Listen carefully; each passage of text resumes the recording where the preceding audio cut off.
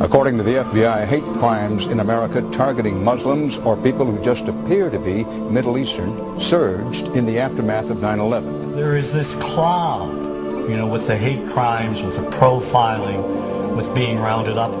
Again, I think this illustrates the power of film, that in spite of the reality, in spite of the material that we know to be true, we still embrace the mythology. The mythology is still a part of our psyches. Stereotypes take a long time to wither away. And for many of us, we're comfortable with our prejudices. We don't want to change. We've grown accustomed to this face.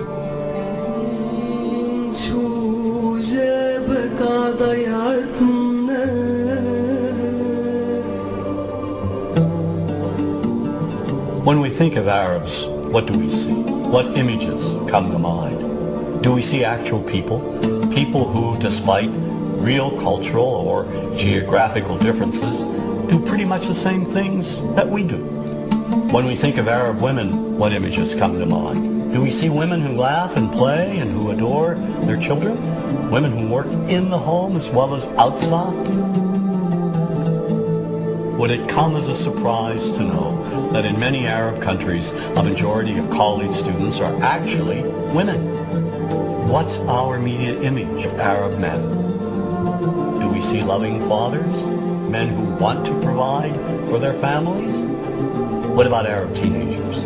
Do we see them the way you would think about teenagers in other parts of the world? Then there's religion in the Arab world. Do we see it as all-encompassing, dominating everything else? Do we know that even though faith plays a huge role in the Arab world, just as it does here in the United States, that it's also true that much of the Arab world is quite secular? When we think of Arabs and religion, does Christianity come to mind? Do we remember that there are over 20 million Christians in the region who have lived side by side in harmony with Muslims for centuries? To their credit, some filmmakers have shown Arabs and American Arabs in all their complexities. An excellent way to shatter a stereotype is through laughter, through comedy.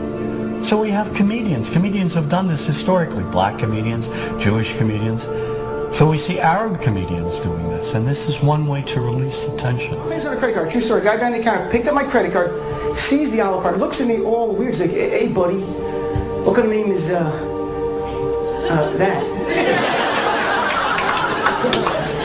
I'm like, well sir, it's an Arabic name. He goes, what does this mean? So I'm like, well translate it to English. It means peaceful, friendly Arab.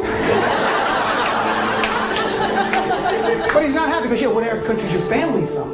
So I tried the most peaceful, proper one that he would like. So I'm like, we're from the same Arab country that Aladdin is from. To his credit, Michael Moore in Fahrenheit 9/11 in the DVD includes a scene with this comedy coming out. My name really is Ahmed, and I can't fly anywhere. All you white people have it easy. You guys get to the airport like an hour, 2 hours before your flight. It takes me a month and a half.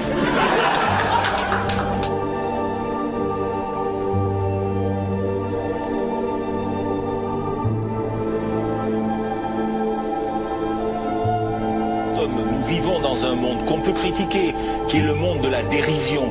Vous le savez bien, et dans les médias, je dirais le monde de la dérision, on se moque de tout. Le fait que ça se fasse me satisfait. Parce que ça veut dire que nous avons, qu'on est libre, peu à peu... Il faut qu'on soit beaucoup plus sage que ça, qu'on rentre pas dans ces provocations. Et c'est pour ça que... C'est l'autocensure, ça, Jamel. Tu comprends ce que je veux dire? Si on commence à pas faire de dessin pour pas choquer les musulmans... Non, c'est-à-dire que pour moi... C'est de l'autocensure. C'est la fin de la liberté d'expression. Pour moi, la liberté d'expression, la liberté d'expression et le respect font partie, sont mariés ensemble. Moi, je suis pour la liberté d'expression. Mais si je vais blesser une personne, pourquoi blesser la personne? Non, mais si moi j'ai envie de faire une caricature sur Mahomet ou sur un rabbin ou sur Jésus-Christ, il faut que j'ai le droit de le faire. Tu comprends? C'est ça la France. Quand tu sais que tu vas blesser 10 millions de personnes, pourquoi tu vas les blesser? Pourquoi? C'est la liberté, c'est ça. C'est la liberté de...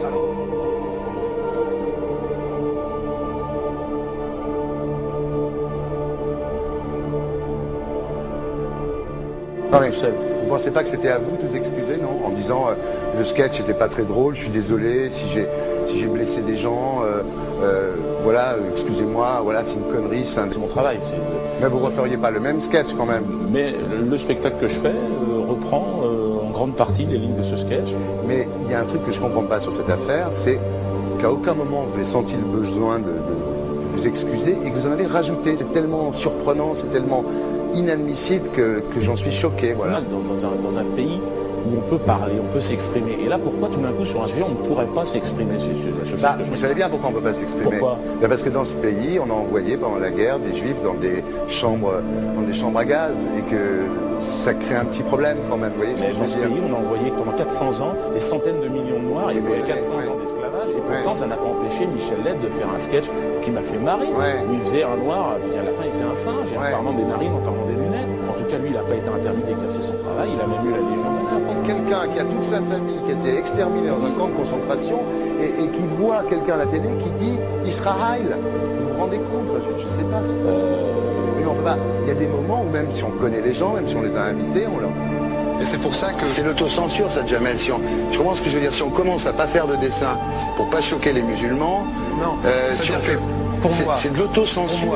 C'est la fin de la liberté d'expression. Pour moi, la liberté. Et là, pourquoi tout d'un coup, sur un sujet, on ne pourrait pas s'exprimer sur ce sujet? Vous savez bien pourquoi on ne peut pas s'exprimer. Pourquoi? Parce que dans ce pays, on a envoyé pendant la guerre des juifs dans des chambres à gaz et que... Deux poids, deux mesures. La liberté pour tout le monde. C'est-à-dire? La liberté pour tout le monde. Il y a une personne comme Dieudonné qui a fait un rabbin, enfin qui a fait un colon juif, etc. Tous ces DVD ne sont plus dans les pactes. On l'empêche de venir, on l'empêche médiatiquement, on ne le voit plus. Alors que lui, c'est un comique. Plusieurs lois qui ont été faites contre l'antisémitisme. Et moi, je fais un appel aujourd'hui de faire une loi contre l'islamophobie.